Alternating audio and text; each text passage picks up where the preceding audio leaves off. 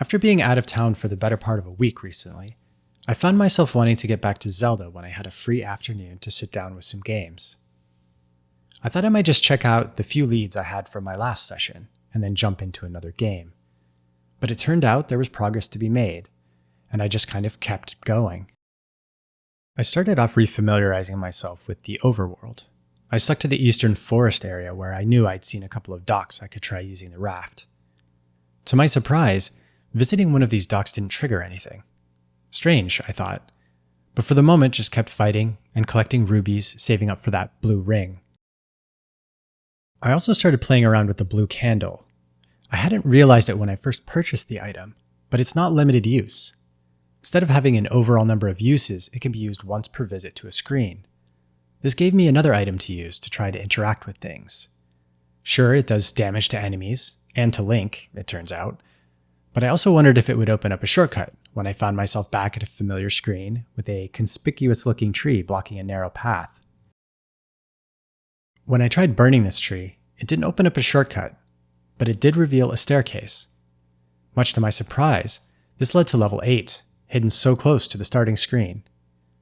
I didn't try to explore too far here given my lack of upgrades, but poking my head into a room or two, it looked like I'd need the ladder to progress, and to fight another piranha plant enemy like the level 3 boss. This seemed like a lucky find, but the game does a good job of making unusual formations noticeable on the overworld. I've seen other groups of rocks or trees, or the knight statues that seem noteworthy and sometimes hide secrets. I mentioned the raft didn't seem to be working like I expected. I thought I'd collected it during my first dive into level 3. Checking my inventory, there was no clear indication I even had the raft. I could only think to return to level 3 and see if I died and left it behind, or not saved my game when I last stopped. Having wandered around and collected rubies for a while, I had actually amassed 250, with less of a grind and less trouble than I expected. I did take advantage of the gambling cave, but frankly I think I lost as much as I earned. It might have helped speed things along a little. With money in hand, I swung by the hidden merchant just west of the river and picked up the blue ring before heading south back to level 3. With all the farming, I also had a stack of bombs ready to try to take on the boss.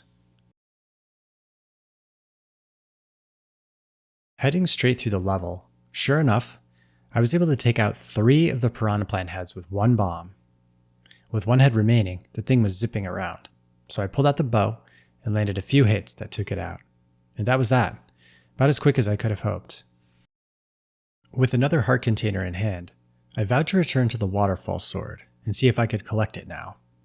Before leaving though, I needed to check on the raft.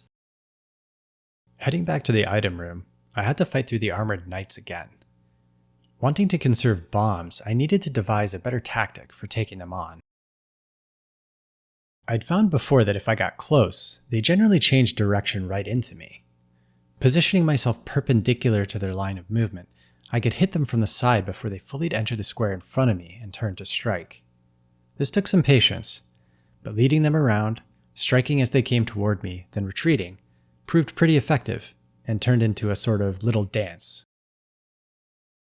When I made it to the item room, sure enough, there was the raft. I'd never picked it up, even though I was sure I had. I still don't know exactly what happened here. Maybe I didn't grab it, maybe I didn't save before quitting. Either way, I now had 2 new things to do: try out the raft for real, and revisit the waterfall. New things to try kept me going, curious what I'd uncover next. One of the docks I'd found is very close to level 3, just east back over the river toward the starting screen, and on the way to the waterfall. As I passed by, I tried it out, and this time the raft immediately took me along a set path straight out into the water and to an island with a dungeon. Since I was here, why not check it out, right? Conveniently, this turned out to be level 4. There were some new enemies here that I tentatively poked around, but while a bit obnoxious, they didn't slow me down too much. I took note of the tube things that grab you, because I think they can steal the magic shield according to the manual, if you have one. I had entered the dungeon with a key from another area somewhere, and that allowed me through a door I wouldn't otherwise have been able to unlock. Before long, I came to an impasse that I thought required the ladder, which I'd read about in the manual. I had a hunch that might be the item to find here. In the meantime, I was able to continue on in another direction that ultimately led me to a dead end, but in a room with two individual blocks that looked suspect. Sure enough, one of these blocks moved and revealed the item room, where I was able to collect the ladder. Returning to the impasse, I was able to use the ladder to cross the tile of lava. This also let me into the room with the map from a different side. I otherwise needed to cross two tiles of lava to get the map, which I couldn't do even with the ladder. This struck me as a kind of neat little tutorial on what the ladder can and can't do. Delving deeper, I ran into another level 3 boss blocking a door. I was out of bombs. I tried to experiment, see if I could take it out just using my sword, but this didn't end well, and back I was at the entrance to the level. A good opportunity to continue on to the waterfall and hopefully pick up some more bombs along the way. As I made my way north to the mountains, around the little lake in the middle of the map that holds the level 1 island, I got sidetracked again. With the ladder in hand, I could now cross over to the west side of the river, north of the lake. This turned out to be a very dangerous area filled with Lynels, whose magic ranged attacks I couldn't block with my basic shield. I figured this was an indication I should save next for the magic shield. I still pushed my luck here as far as I could, curious what I might find. This overreach definitely resulted in some deaths, but as I proceeded west through the mountains, it became clear that this area linked up to the graveyard I'd already been to, and where I'd found level 6 previously. I also found a number of screens with many of the armored knight statues. Having come across staircases hidden beneath these statues before, I started provoking them and seeing what was there. On a screen with 10 knights, as the rightmost knight in the top row came at me, something unexpected was revealed. It wasn't a staircase this time, but an item that I quickly juked around the knight to grab before exiting the screen.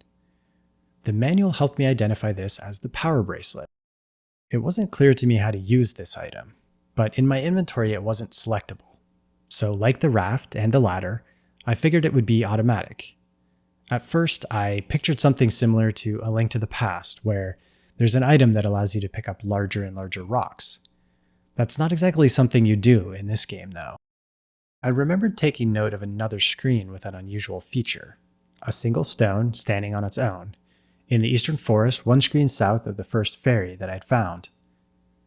Like the tree that ended up leading to level 8, this stone stood out. So far I hadn't been able to move it, burn it, or blow it up. I made the trek back to see if that had changed. Maybe I could pick it up, or something else now. Sure enough, when I pushed it, it moved. It wasn't clear, but I figured this was the power bracelet's doing, as I was sure I'd tried this before. The staircase this revealed led me to a cave with 3 more staircases. Trying each of these in turn revealed each one to be a shortcut, randomly ordered, to one of 3 other locations. Along with the shortcut you enter, this meant 4 total shortcuts.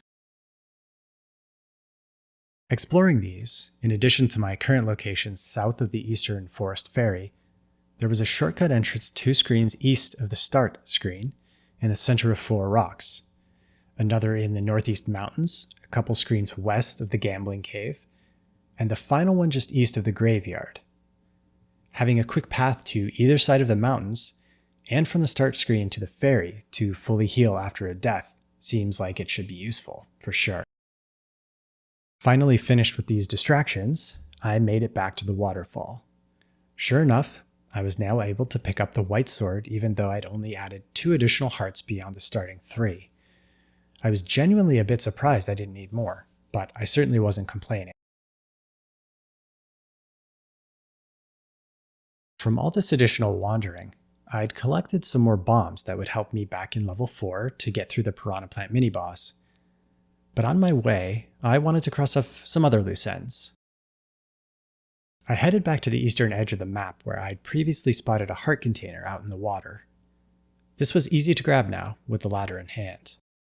From there, I continued a few screens north, to a second dock I remembered passing when exploring early on. At first, I thought this had taken me to another dungeon, but it turned out to be a merchant, one that offered me a choice between a heart container and a red potion.